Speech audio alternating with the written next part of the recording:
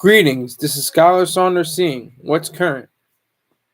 Prince, the late, great legend. I mean, there's too many words that can express greatness, just excellence, just wonderment, just an all around talented, fully engaging artist that we lost, almost 8 years ago.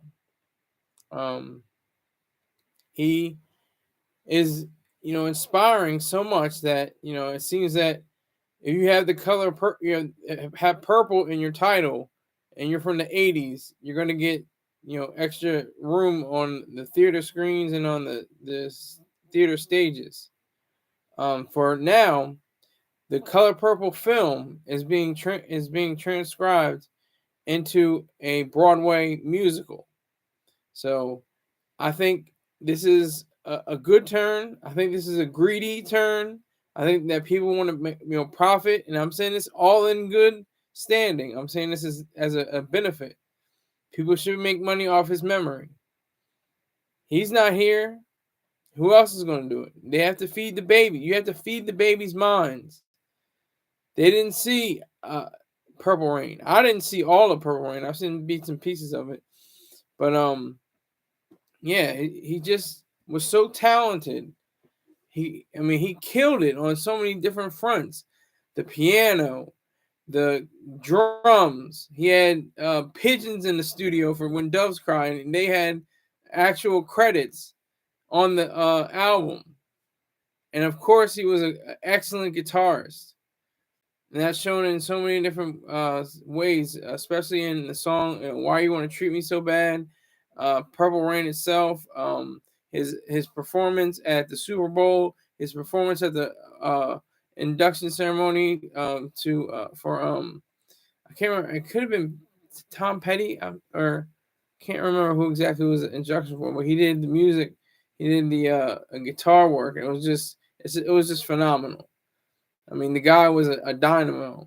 He was a complete all around gentleman, and a completely he had a mystique about him. You couldn't tell. Well, is he straight or is he gay? Like you didn't know. He got the perm. He's got the light skin. He's got the soft features.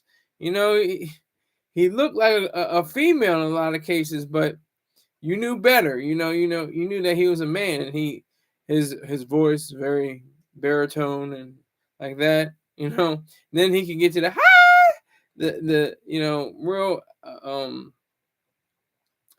what is it called?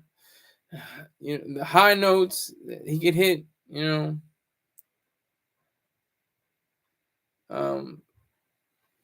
That's what made him special. That's what made him an all around talent.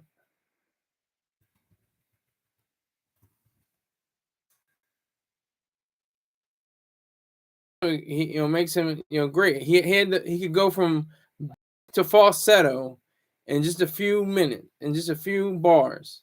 That took practice, and he wrote. He was a songwriter. He wrote his own songs. He produced his own songs with live instrumentation. No, recording, no sampling, nothing like that. And let you know, he was a real, zesty kind of guy. But you knew he was getting, bagging broads. You knew he had like a trail of females after him. So I don't think he was bisexual, and I think he was very pronounced in his sexuality. Anywhere from "Darling Nikki" to "If I Were Your Girlfriend." So many different songs that denote the fact that he was such a talent, such a great and a human being. And this Broadway show has to live up to the hype because he's been dead, like I said, for almost 8 years now. And I guess they want to, space it out enough time. It's been almost a decade. So they said, it's going on 10 years. We might as well have something going here, to feed the minds of the babies. to keep them on track and know who Prince was and what his whole agenda was about. That is special to me. He was one of my favorite artists, and I'm not even of his generation. His generation was Generation X. I'm a millennial. I'm not supposed to know, his songs that much, or he didn't have that much of an output, in the sense of, the high standard of performing and things of that nature that he did in the 80s, from like the late 70s to the early 90s. It was Prince versus Michael Jackson. Who's better? Who's got the better voice? Who's got the better dance moves? Who's got the better lyrics? Even though Mike didn't write as much, he did write, but he didn't write as much. Prince wrote mostly all his songs, and Mike didn't do the instruments too much. He might have been featured on a few compositions where he might have played the drums or something like that, but nothing on the caliber of a Prince, who ranked very highly among polls for best guitarist ever of all time. Is going to say everybody that's ever lived and picked up an axe. He ranks very highly among them. So this musical has to be on. It can't be, some shoddy slipshod kind of way of expressing ideas related to Prince. It's got to be on point. It's got to be popping. It's got the music numbers have to be precise. Everything, the dance moves have to be right on point. Everything about this has to be, to the highest level. Has to be the greatest, that they can possibly do, and more. That's what he really had. He had a whole vault worth of material that probably stretches years. He probably has at least maybe 20 to 30 albums that never saw the light of day that are in this vault in his house that he couldn't remember the password to. He couldn't remember his own password to his own vault. So they had to, use construction workers to or demolition, I guess is the best word, teams to break open this vault and then reset the code, I guess, or something like that. But I think we're all privy to it now. I think we all have an availability now.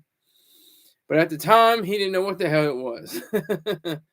So Prince, I mean, just when it hit me. It was a shock, and I was surprised the way he died. He died of a fentanyl overdose. I'm thinking like Prince he's the dude that shunned. He had the sex and rock and roll, but not the drugs that I knew of.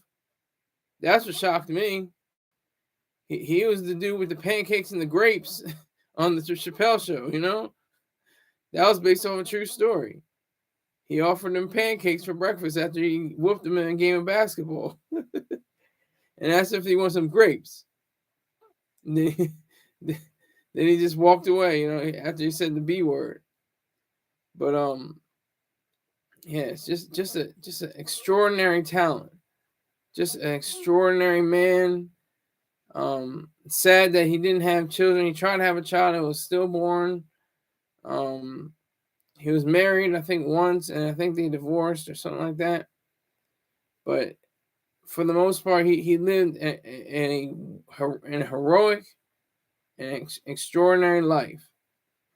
And this musical has to capture his essence in that way. The way that he was a perfectionist, that everything had to be on point. Everything, the stage, the lighting, the pyrotechnics, everybody on the drums, everybody on the keyboards, everybody on the bass, everybody on the guitars.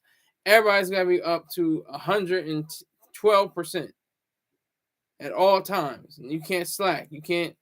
I've seen, YouTube clips of him. He's jumping around the stage. He's going off. He's backing it into the guitarist and singing the lyrics. I mean, there's so many songs. 1999, Controversy, Darling Nikki, as I said before. Just coming off the top of my head, Computer Blue, Mountains, The Beautiful Ones. I could go on and on and on. This man had a full catalog of not just songs, not just to say, hey, let me write a song and it's going to be all right. No, he had to have key elements of what it meant. Seven, that's one of my favorite songs. Oh, seven, never watch them fall. They're standing away and loving, we'll smoke them all with our intellect and our savoir faire. That was a cut. I'll get a copyright strike if I say anything else, but that was the cut. I love that song. That was one of my favorite songs of his. And that actually used a sample. He actually used a sample on that song. But for the most part, he was about, more than a keyboard and a drum machine. He was more about the keys to a piano or a traditional keyboard, guitars, drums, all of that. And that's what's so fascinating about his person and his life. If it overshadows his death, his tragic death. That meant, he was on fentanyl. That man was in pain. He was feeling some type way. He was feeling like the world was crashing around him. He had all the money. He had all the girls. He had everything you could ever want for, as a man, as a straight man. And it just wasn't enough. He had to find some kind of escape, and he took a little bit too much, and that done him in. That did him in. And he's, let's go crazy. Are we gonna let the elevators break us down? And he died in an elevator, coincidentally. I don't think he did it on purpose. I think it was all coincidental. He passed away in an elevator into his house. And I think wasn't found till hours later. So very sad situation, But he had a storied, career and a life because he wanted his own. He wanted to have his own. He wanted to have ownership. He wanted to have masters. He wanted to have his publishing. And he fought for that. He had, battles with, I think it was Warner. I could be wrong. Correct me if I'm wrong, but in the comments. But, he put slave on his face. He had slave on his face saying, you're treating me in such a way that I'm not even feeling this. I got millions of dollars. I have millions of people following me. Why am I not getting $100 million off of my material? Tell me that. And you got, Michael Jackson over here. He might have sold almost 100 million albums, but he's not doing what I'm doing. I don't think that Prince said that, but I think that was his whole modus operandi. He's looking at his competition, and he's like, he's not even playing the guitar. He's not even playing, he's not even picking up a flute. He's not picking up a piccolo or anything. He's not even picking up a triangle, for God's sake. And he just had that whole issue about him that transpired to him saying, you know what? Don't even call me. You're not even gonna call me Prince anymore. I'm gonna be the artist formerly known as Prince, and I use that for a few people. For the artist formerly known as Kanye West, yay. The the social media site formerly known as Twitter X.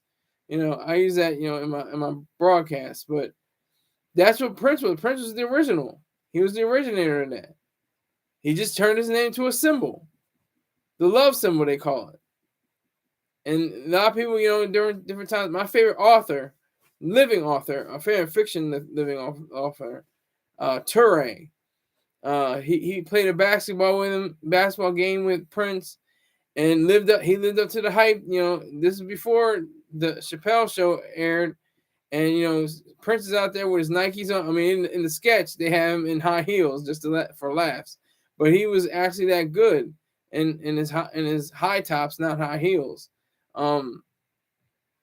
He actually put down the game, and there was a moment in the game where he was going to pass the ball to Prince, who wasn't going by the name Prince at the time, and he didn't. And Toure looked at him and was going to say, and he didn't know what to say. He was like, and then Prince came over and said, "You didn't know what to call me." Like he's playing with people. He's very playful. He was like a cat. He reminds me of a cat. Very feline and very cool and quiet, but can gnash out at any time. Can be very abrasive at sometimes, but for the most part, it was like smooth as a gato, as they say. That was Prince. And so, with this musical, this means a tremendous amount of pressure for the people that are involved.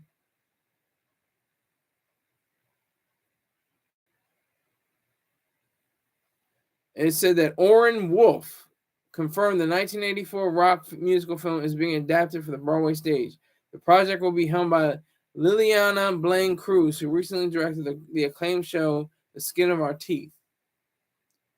She says, it's been almost 40 years since Prince's legendary film Purple Rain. The world took the world by storm, and we can't think of a more fitting tribute that can honor Prince and the Purple Rain legacy with this stage adaptation of the beloved story.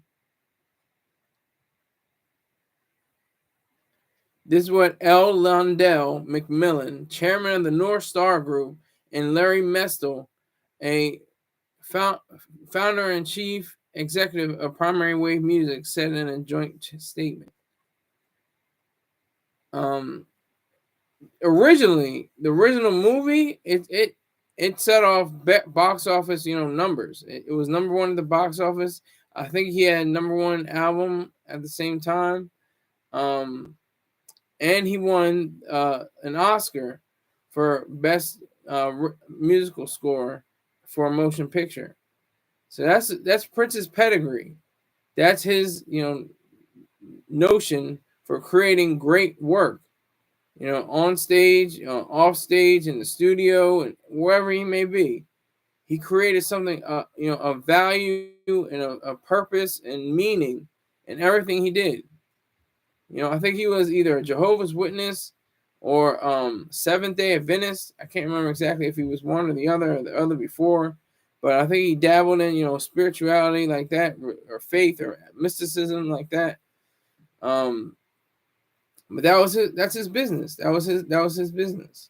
He could do that. I can't necessarily, acknowledge that or agree with it, but I respect the fact that he did have some kind of basis in some kind of a system, and I think that's great for anyone who wants to know what exactly Prince was about. He was about, just progressing, always moving forward, always experimenting, always doing something that's different, always doing something that's on point, and something that will last years and years and years, decades and decades and centuries and millennia. His work will do that. It's just that good. Just consider his catalog, and you're like, damn, what do you have like before the vault? I mean, I want to say, I'll look it up. I didn't look it up before, but I'll look it up. I'll see his discography. Prince.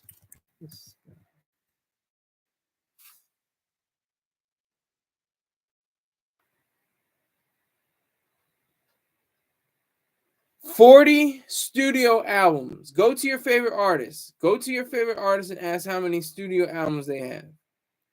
He had 40, including the 4 soundtrack albums and 1 posthumous album, 5 live albums, and numerous compilations. And the fact that he wrote for other singers. He wrote for the late Sinead O'Connor, Nothing Compares to You. He wrote for various artists and various songs.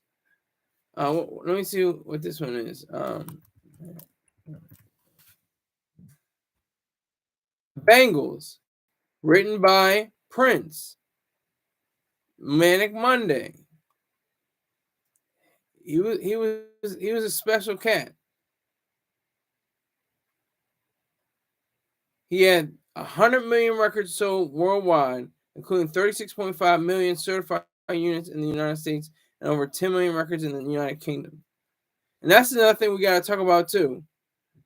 And this goes back to Mike Jack.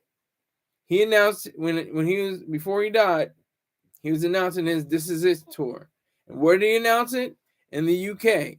So when America, has nothing to do with you or nothing about you, you go to different countries, you go to different continents, and you put down your Mac game just like that, just in the same fashion that you would in America if Americans aren't feeling you.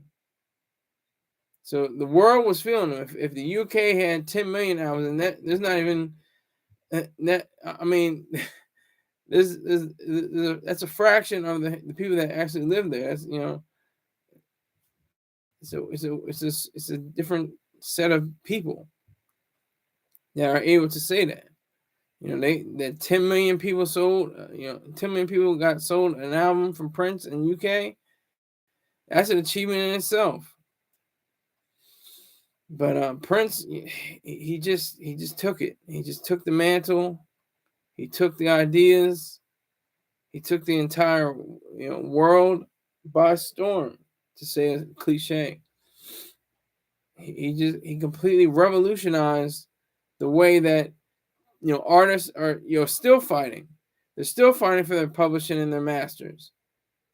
He was one of the first to ever really make it a point of it, make it something that should be brought to the fore, should be on everybody's mindset, and not just relegated to the dustbin of history. You should be getting paid for what you do, not knock companies, because without the company you don't have a record, you don't have a record deal, so you have to be paying attention to that too. But if you're not getting the proper amount of dollars that you should be seeing based on your efforts, based on your own talent, based on your own work, that is when you go and you tell, I got slave on my face, and you're gonna call me by a symbol and say you have to write in, this is the thing they had to have a flop. Well, kids, this is going back a little further. A floppy disk is like a cartridge. You're used to cartridges. If that, maybe you're not even used to cartridges. It's a plastic piece of computer material, software, and you put it in the computer, and then you are able to access files based on it. Now, you won't have to do that now, most likely. You have artificial intelligence, AI, learning machines. You have so many different avenues for looking into it. But they actually had to pass around this floppy disk. The journalists had to pass around this floppy disk because it held the exact replica or the recreation of the love symbol that people had to say. The artist formerly known as Prince, blank. The whatever the love symbol is, or how you ever pronounce the love symbol. They discovered a way to do it.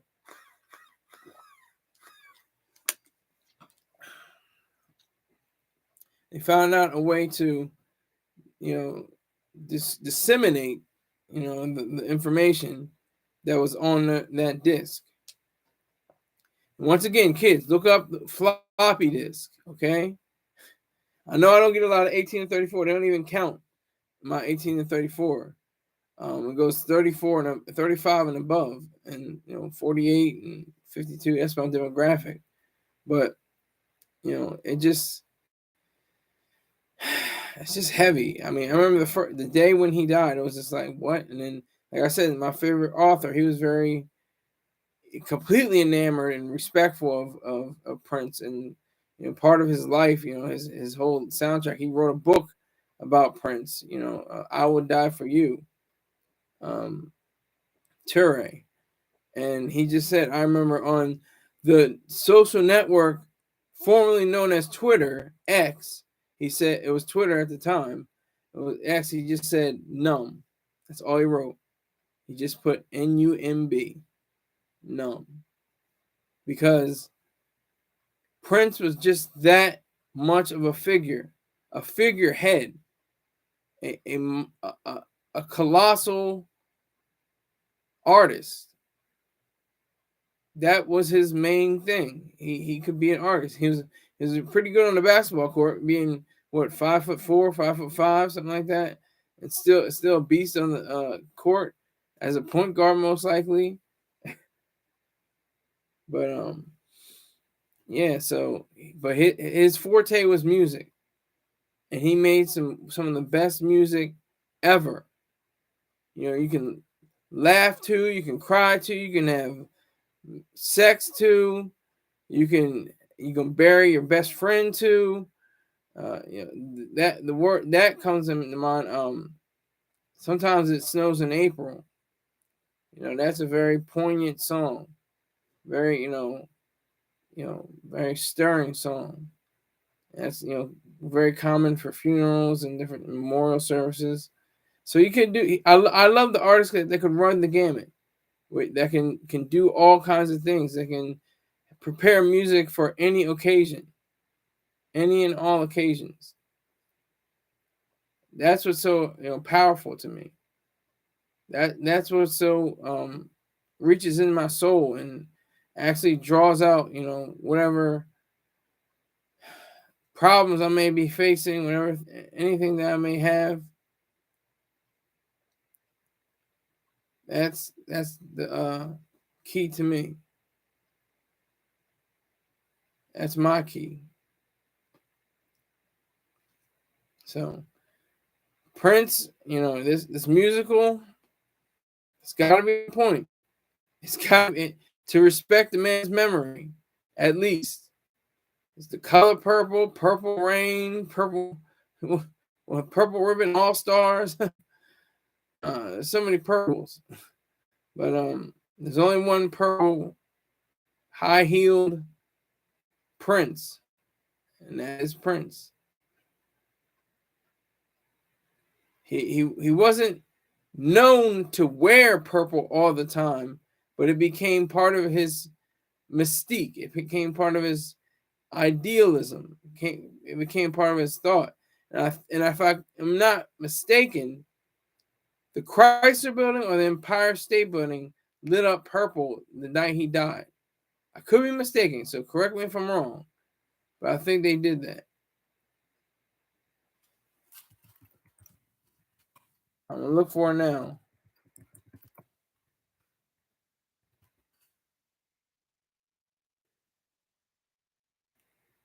Yup, they did. The Empire State Building.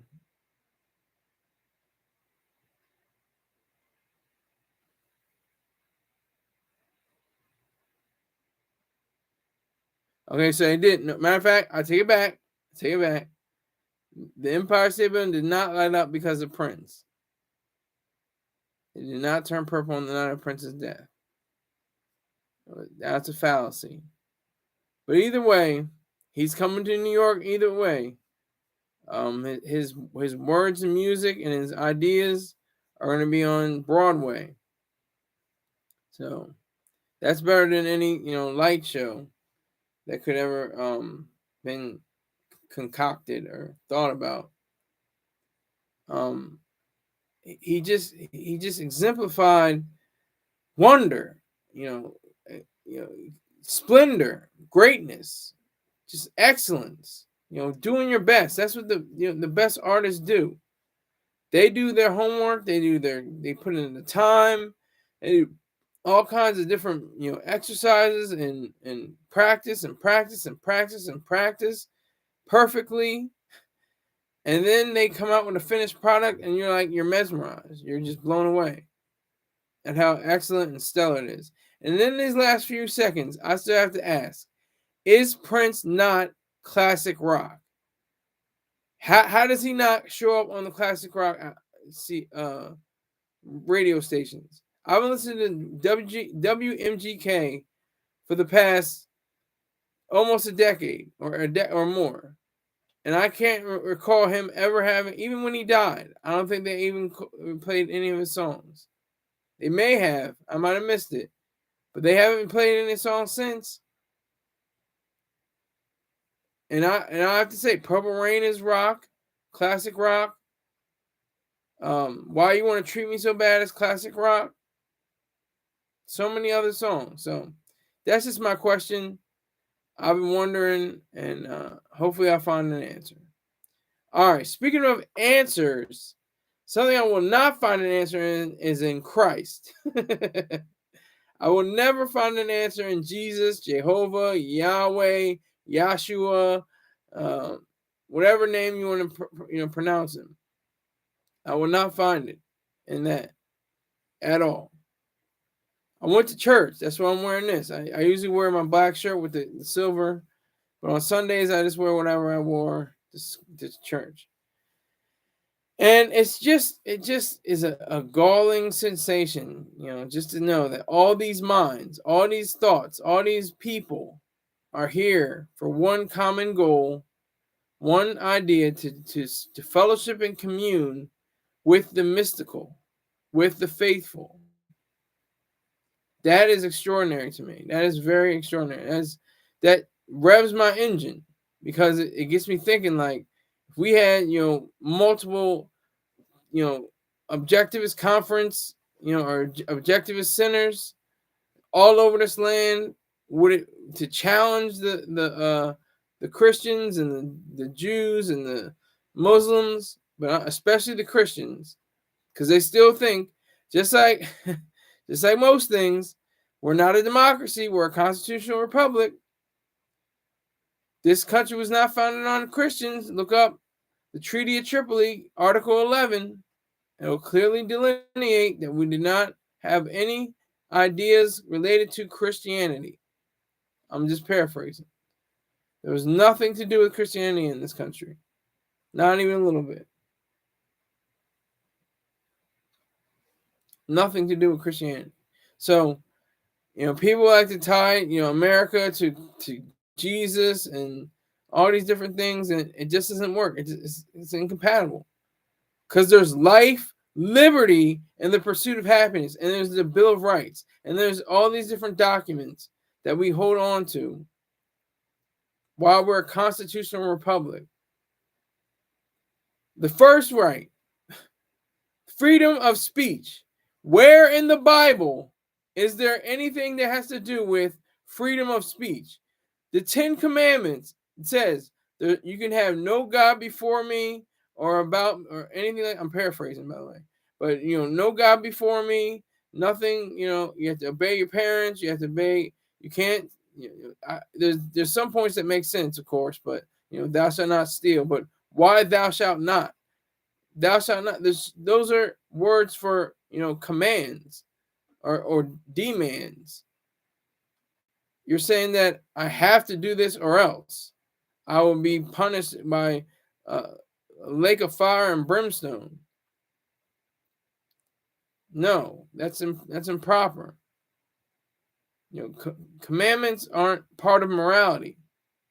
Morality means that you have the free will to do things. And that's what they like to play with too. They say, well, God gives you free will. You can do whatever you want. You can say whatever you want. And then, I mean, you're wrong, but you have the free will from God. No. Free will doesn't come from God. Free will comes from your own individual self, your own mind, your own rationality. That's where free will comes from. So I'm sitting there, and they're talking about John the Baptist. Well, he is the main pastor, Pastor Chris Rue. He's talking about the book of Malachi, for one, and then it's like a whole story about John the Baptist. I'm just looking around the room, just looking around, seeing what people are up to, seeing what they're doing, and they're just completely captivated by his story. He does an excellent job. As an atheist, I can say he does an excellent job as a storyteller, somebody who has humor, somebody who has pauses, somebody that says something that's deep or resonant. That's what you're supposed to do, no matter who you are or what your audience is. That's the way it's supposed to go. So you have someone that is, making his way across, you know, many books in the Bible just to talk about John the Baptist. And he's trying to relate John the Baptist to Jesus. And the whole time, I'm still thinking like, they're really doing this. Like, I was in it before. Like I said, I have 16 years of training from age 3 to 19. And I was, the whole time, I was like, there's not, and it's not sight, it's smell. Walk by smell, not by faith. That's my credo. And faith doesn't pass the smell test. It doesn't pass it. It doesn't pass muster. Could you please pass the mustard? No. It doesn't it doesn't equate. It doesn't compute. It's like saying 1 divided by 0. That's like saying there's a God. That's the expression of God. 1 divided by 0. 1 is something that exists that you say. And then when you say there's something that doesn't exist, but you say it exists, you get this answer: undefined. God is undefined. Those are facts. That's truth. That's reason. So when Pastor Rue is up there, I'm like, this is an energetic guy. This is a very knowledgeable guy. This is a trained, well-educated person. And at the same time, I'm just like, it's a shame he's talking about this subject rather than something like objectivism. I could see the power and the enthusiasm and everything that exudes from him. I can see all of that. There's nothing, that's false in my eyes. He could be leading a double life, all I know. But from what I understand, he's an upstanding father and husband, and a pillar of the community. Has a pastor in this church that I go to. So, with all of his, might and his ability to convey a message, it's still, very, sad to me. It's like really, I would say it's not depressing, but it's just very, problematic. And I'm just wondering, how many years would it take for him to undo all this? It would be impossible, I think. Some people, it's just too far gone. The goose is cooked. There's no going back. Like they say in the song, I have decided to follow Jesus. No turning back. No turning back. And I'm terrible. I'm flat. I'm everything, but you know what I mean. No, they're not. They decided to follow Jesus, and they're not turning back. There's no way that they can have someone shake their confidence in the Lord, their Savior. They have a whole life of learning and instruction based in the Bible, especially because this country is not a Christian country. It's not a Christian nation. It's a nation of individuals who happen to practice Christianity. How about that? That's the facts. That's the reality. What we have to come to grips with is the fact that so many people across this land have been able to say that they're more than likely going to not be atheists. And not just atheists, but objectivists. Because you say anybody can be an atheist. Oh, I'm an atheist. I'm a communist too. I'm a socialist too. I'm a libertarian too. I'm a fascist too. Atheism doesn't mean anything. Objectivism means everything. Objectivism is the only thing. It's the only proper system, and its derivatives like objective hate. And my philosophy, I'll tell you in about 4.5 years.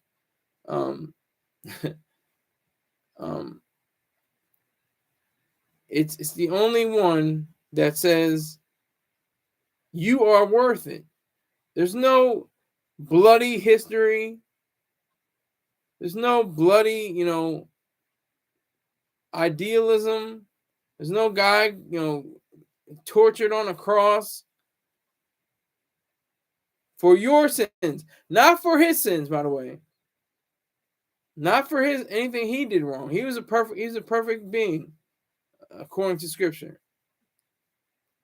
He was a man of perfect faith, perfect, morals, ethics, values, virtues. Yet people want to still cling to him and still say, "Oh my God, I have to worship you. I have to say it because my life is so wrecked and I'm terrible. I'm a wretch. I'm horrible. I'm the lowest form of anything in the world. I'm excrement. I'm terrible. And that's how they get you. That's how they get you. They get you on a guilt trip. You have to be saved by the blood of Christ. You have to be baptized in the water of purification. We all know that fire is the purification. But I think that we have a conundrum. We have an issue with the fact that we're not really focused on what we are and what we're about to do in our lives and what we do. That's the problem. That's the major issue. And people, like I said, people go from 1 to 101, knowing and believing in some fictitious face beyond the universe. That's sad. That is extremely sad. I'm fortunate. I'm not lucky. I'm not blessed. And that's another thing, too. I say, God bless you. I'm worse than Joel Osteen. I'm like, God bless you. God bless you. God bless you. I'm an atheist, but God bless you. I just say, it just comes out my mouth because, what else? They're not going to change. Sadly, you have to look at things realistically. And what I'm trying to do is I'm trying to be like a general. I'm trying to be like a general of complete and utter war that can go through the minds and psychologically, alter people the way some of the best generals in history have used psychology and the mentality to not only break down defenses, but completely dismantle and psychologically cripple the enemy. And the enemy is not even Jesus. That's too easy. It's not even the Bible. It's not even Christianity. It's the mysticism behind all of that. Because none of that doesn't add up. It doesn't add up in reality. So we have to come to a point where we know what is the issue. We have to come to a point where we know what drives us, what gives us the power, the willpower to hold on to what we are and who we are and what we're about. That's the power. That's the might that we have to have. We have to be like those generals that are saying that they want to be, the enders of the war. They don't want to prolong the war. They want to cut it off as quickly as possible. It has to be cruel. Has to be cruel. We have to be cruel. I mean, not literally, but that's war. War is cruel. But we have to be aggressive. We have to be assertive. We have to be assertive in our delivery. We can't just pussyfoot around, say, well, I guess, there's no God and, there's a few heroes here and there and that's nice. Well, that's not going to work. That's not going to help anybody. We're going to have to be forthright. We're going to have to be strong. We're going to have the mental might to defeat any and all challenges to thought. That's what's going to happen. For objectivism to win and its derivatives, for it to win the day. And it's not just to win the day, oh, great, objectivism is wonderful, worship it, send your tithes or anything like that. No, it's for your individual mind.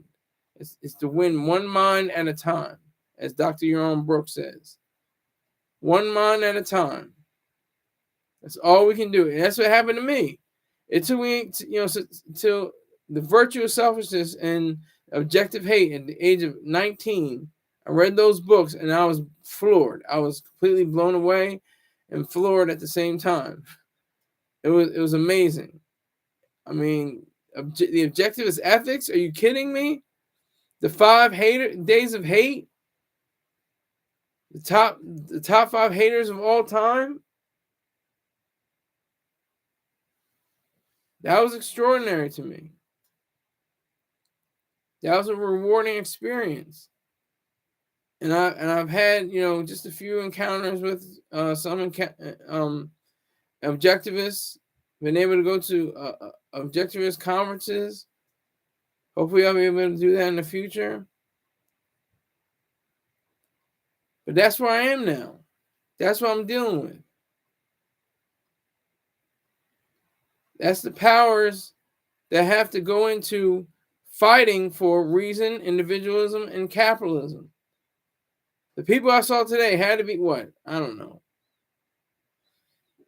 80 to 120 people, maybe? I don't know. I can't count that. I try to look at the rows. It's not that big. It's not like a mega church. It's a little mini church, respectively and respectfully, comparatively speaking. It's a rather smaller church. You can go online and look it up.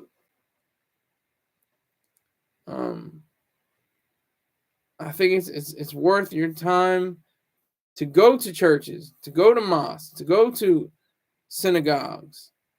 Just listen in on what they're saying. Just saying, the ideas. They'll never agree.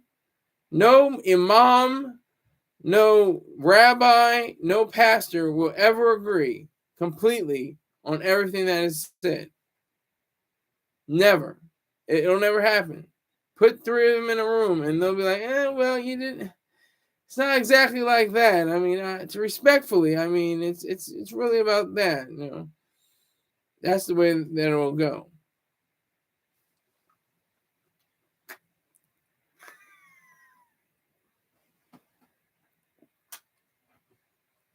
So, if you have any inkling, any idea of who and what you really want to be, make yourself known. You can be a Christian, you can be a Muslim, you can be a Jew. That's just the big 3. And of course, on anything else, you can worship a T-shirt if you want. Worship a book.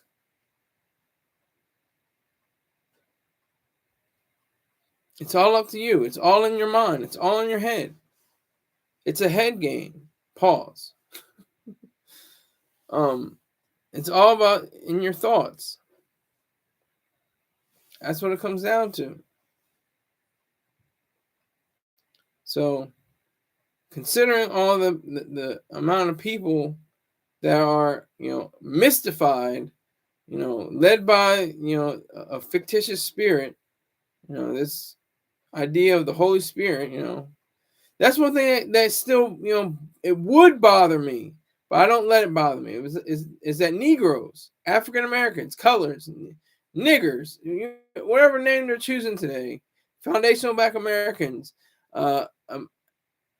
American descendants of slavery, FBA and ADOS, whatever they're calling themselves today, they took on everything. They took on, the lashings of the master. They took on everything, and they also took on the Bible.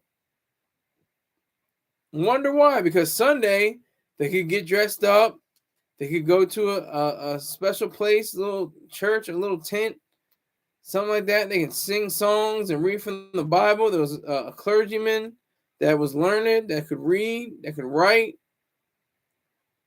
And they kept going with it. They didn't stop. They didn't say, you know what? Master gave that to us. We probably shouldn't even be doing it, but let's go ahead with it. Let's keep on with this God thing. This God thing is deep. Let's go. Come on. That's sadly the truth. Centuries. We're talking about hundreds of years of enslavement, of brutality, of disgustingness, of despair and horrors. And they kept going with the Bible. They let that go.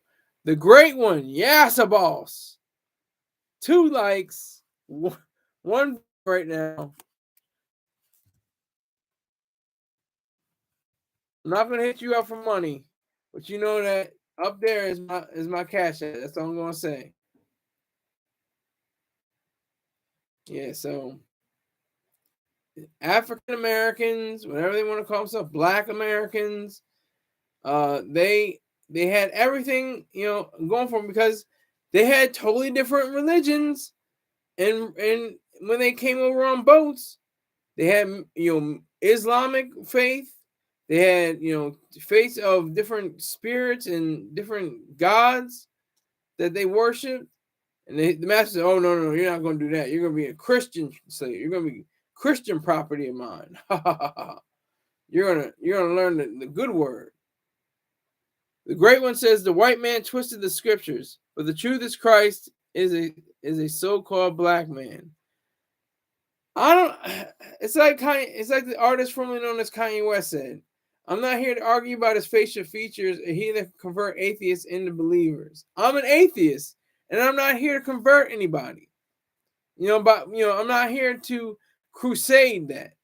That's not my forte. My forte is just showing you that an atheist can be successful and wealthy to an extent, to my degree of wealth, and show you that you can be prosperous in whatever you do. You can be purposeful in whatever you do. That's power. And I respect, like he's saying, I respect it. I respect anybody. Like I said, and I respect anybody that has faith, because you have something. You got to have something, and that's a cliche. If you don't stand for something, you'll fall for anything. So if you want to be a Christian, that's your business. If you want to be a Muslim, that's your business. If you want to be a Jew, that's your business. Those are the big 3. But if you want to be agnostic, I gotta slow down, because agnostic doesn't have anybody where to go. They want to go, oh, I want to run over here. I want to go and be atheist. Oh no, I want to run over here. I want to be a Christian. And they don't know, they can't make up in their mind a set ideal of who they want to be. That's why I can't respect. And I'm very slow. I just, when people say I'm an agnostic, I want to like shake them. I want to be like, oh no, you're not. You're not agnostic. You believe in something. Because you have to have an understanding of something. You don't have to believe in something, but you have to understand something. Something has to be understood. Great one says we all have a God, and I have a God. It's the algorithm. The algorithm is the new God. I pray to the algorithm every night, saying, if my likes don't get me enough views, if my page views don't add up, if my subscriber base doesn't grow, that I'm joking, but seriously, yeah, praise be the algorithm, the almighty algorithm. Hallelujah. But I kid, I'm joking, but you have to have an understanding of something. You have to understand something. I don't care what it is. I don't care who you are. If you're an atheist, it's reality. It's truth. It's everything that's you can smell. That's what I said before. I walk by smell, not by faith, and faith always fails the smell test. Because they say, "Oh, walk by sight." Well, you're walking by sight. You're just walking by sight. Stevie Wonder is blind for his whole life, and he's walking by faith.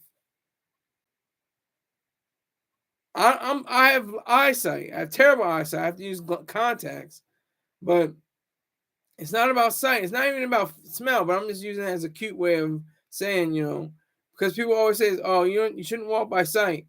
Well, I'm walking by smell. I'm walking by what I can smell, and faith never passes that smell test ever. They never do, or it never does. I should say, faith never does. It's something that is just passed down through generation, and people just eat it right up. I was eating it right up. I was eating it, and then I went to the side a little bit. What's this over here? And I'm reading. I'm like, oh man, don't do this to me. Don't do this. Don't tell me I'm 19 years old and I still, I had opportunities. There was a silly movie called Dogma by Kevin. What's his, Dogma. Kevin Smith. Yeah, I almost forgot his name. I almost called him Kevin James.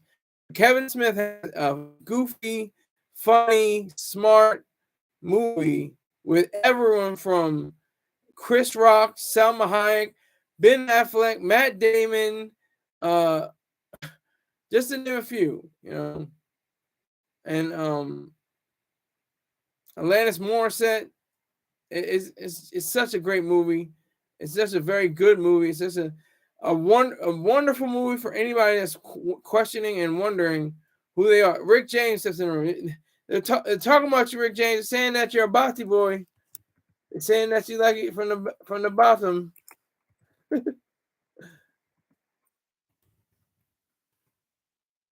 Saying all kinds of things about you, sir. I'm just relaying the message. I'm just relaying the message. But it's days like this on Sunday that just really amp me up because I get to the point where I'm like, damn, why aren't they this objectivist? Like, why can't you just microwave these people? We can't, ding, put them in it for a few minutes, few seconds, ding, they're objectivists, ding, they're objectivists. Who said? Hold on, I can look it up.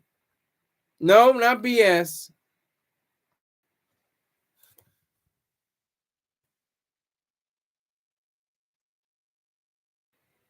Hold on. I'm looking for it now. Just give me a minute.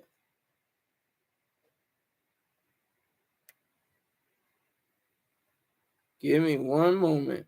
We'll talk. We'll see.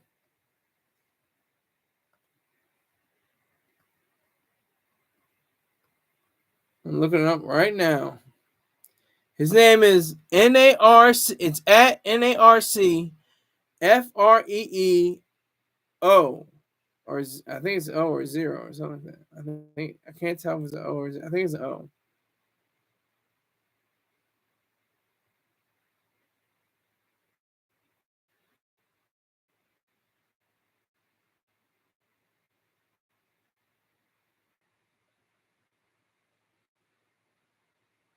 So you can talk about it amongst yourselves. Wasn't BS though. It definitely wasn't him. Hold on, I'll try. I'll put this in a link.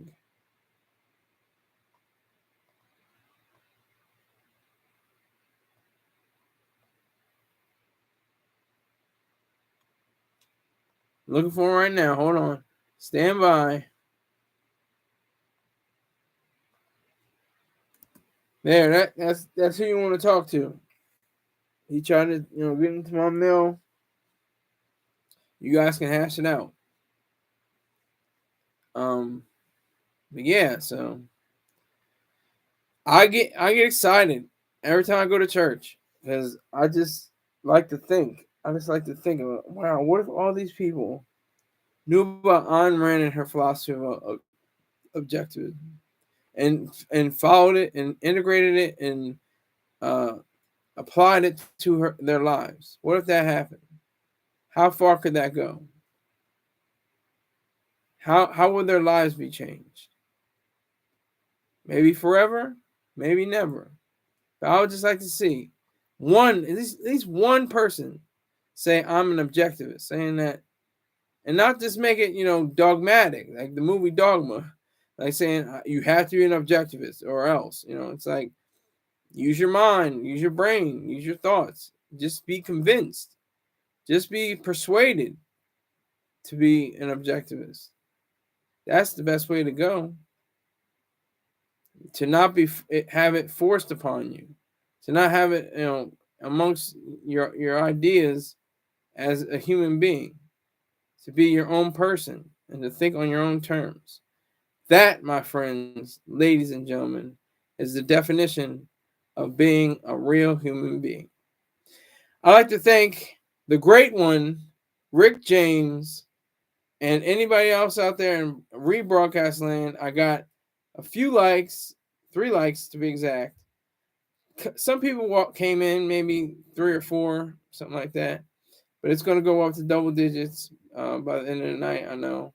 So I thank you very much. I appreciate everything you do, and continue to fight for my bank account, because that's my near and dear good cause. It's a good cause. I'm telling you, contribute to a good cause. My bank account by going to Cash App $ SKYLERSAUNDERS1 and contributing to me. You can contribute and make $100 a month, and you'll be in the Scholar $100 Club. So I thank you for viewing. Continue to share, and I will see you later. Take care.